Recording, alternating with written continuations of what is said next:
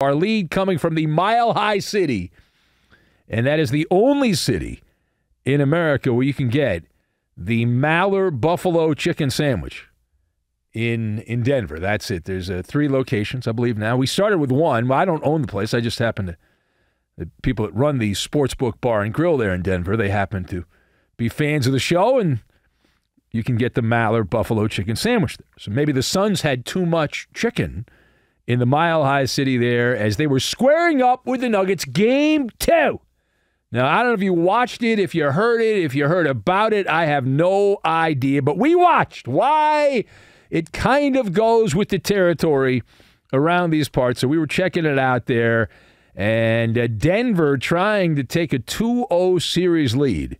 Would they get it done? They won in a rout or root, depending on how you look at it, back over the weekend in Game 1. So with the Rocky Mountains in the backdrop there, Nikola Jokic with a monster stat-stuffing extravaganza. 39 points, 16 rebounds he snatched off the glass, and 5 assists. And the Nuggets, in a game that was close until midway through the fourth quarter, lassoed the Suns 97-87. So Denver does indeed take the 2-0 lead in the Western Conference semifinals.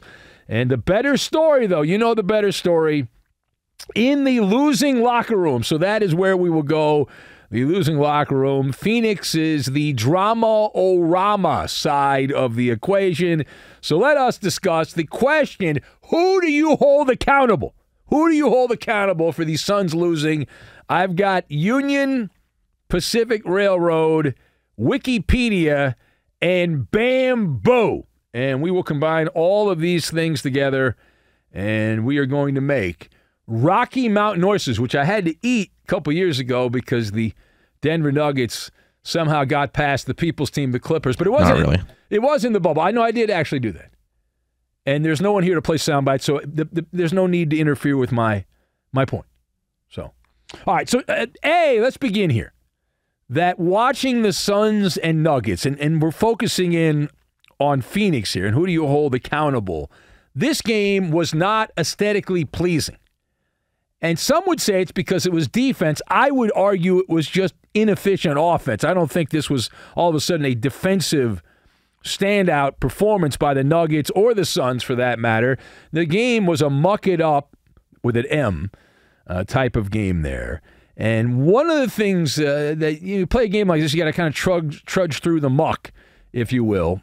And to the credit of the Denver Nuggets, they obviously were much better at the end of this game. But for Phoenix, if you were to get a giant 2-foot-long hoagie, we call it the blame hoagie, and if you were to give the blame hoagie out, you would cut it right in half, and half of that hoagie, the blame hoagie, would go to Kevin Durant, and half of that blame hoagie would go to Devin Booker. And period, stop. So someone needs to contact the Union Pacific Railroad there because Phoenix traded all of their roster depth to ride not one but 2 big, giant, massive steam engine locomotives. Going round the mountain. Here we go, going round the mountain. And in the first 2 games, in the altitude in Denver, how's that worked out? Well, let's see here. Kevin Durant and Devin Booker, 0-2. Wins and losses. Wins and blankety-blank losses, as a old baseball player told me years ago. But Durant teaming up with Devin Booker. And this was supposed to be simpatico in the postseason, and it is not. And this is a validation of a take we had earlier, that the Suns, lucky that the Clippers have some Wizard of Oz issues with the Tin Man and the Cowardly Lion in Kawhi Leonard and Paul George. Otherwise, Phoenix would not even be in this situation. The Clippers would have been playing the Nuggets.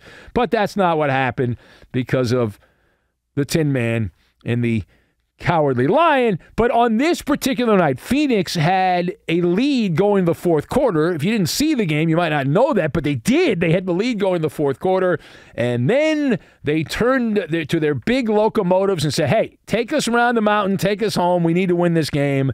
And the locomotives ran out of coal and water, and there was no steam, and there was nothing, and that's it. Kaput, utterly finished, defeated, destroyed, however you want to say it. How bad was it? I'll tell you how bad it was. KD and Devin Booker combined for 12 points in the fourth quarter. And I said, well, they had most of the points. Yeah, Phoenix only had 14 points in the entire quarter, I believe it was, but 6 of 18. Down the stretch, 2 Hall of Famers. Whee! Hall of Famers! 18 shots, and they made 6 of them.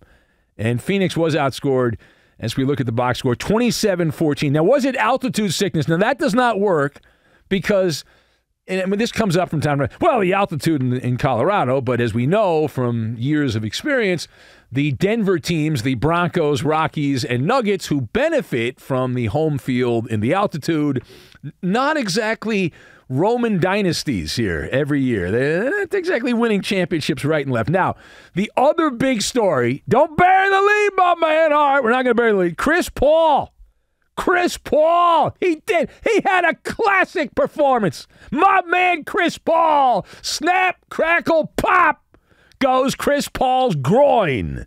He did not finish the game for the Suns. And if you're watching the game, you likely know what happened. But again, if you were not tuned in, not plugged in, you were doing something else, CP3, in a classic performance, left with what the team called a left groin tightness issue. We've all been there. I'm sure he can contact Cleveland Browns quarterback Deshaun Watson, the creepy quarterback, and Deshaun knows a few women that will give him a nice massage there in the hot baby yoga pose if he's so inclined to do that. But now the question here, we'll move on. The question is Chris Paul's injury a reasonable alibi for Phoenix? Now, here's the way I'm going to answer this. For the mainstream basketball toadies, the basketball media mainstream, the answer is yes. A resounding yes. If only Chris Paul hadn't been hurt. Oh, my God, we'd be in such great shape. If only he hadn't gotten hurt. Ifs and buts were candy and nuts. But listen, that's part of that is because Paul's buddy with a lot of these media dopes, and they love him because he gives them good sound bites and all that stuff, and he's nice to them when he's not doing his insurance commercials. But for us, we play the tiny violin music here yet again. Over and over and over and over and over. You got to have a fall guy. You got to have a fall guy. And that is the case here. As knowledgeable basketball people know that to use Chris Paul's injury as an excuse is poppycock, is what it is. And we don't dabble in poppycock. Chris Paul has been a shadow of his former self. That's the reality. And as he has aged, and he's now in his late 30s, which in basketball is old, in real life not that old, but in basketball you're old when you're in your late 30s, and he has been dramatically less robust on the court. I don't know about off the court, but he's certainly spent more time off it. That has always been an issue. Health has been a big bugaboo.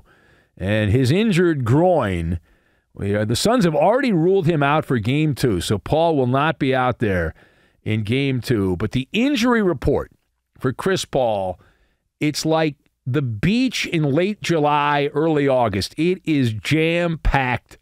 It is stuffed to the gills. And I'm not even going to go back to his days with Charlotte and the Clippers. I'm just going to do what he's done recently in his NBA sojourn. In recent years, Chris Paul has missed time with a hip problem, a heel issue, a thumb issue, a hamstring, a leg issue, and now the groin problem. His NBA injury report, it's like reading Wikipedia. It just goes on and on and on and on. It's like listener-generated content. And if Phoenix needs a vintage Chris Paul performance to come back and beat Denver, then turn out the lights. The party's over. They're going to be vaporized is what they're going to be. Now, the last word here, last word on this, So how are things looking for the Nuggets? Well, obviously, clearly, the things are pointing up. The flag is up for the Denver Nuggets as they're sitting pretty right now, and the arrow is looking that direction. But nevertheless, we know to not be a prisoner of the moment, and we have seen Nugget teams who look like they're in good shape, and then the trap door opens up and they fall into a pit of vipers.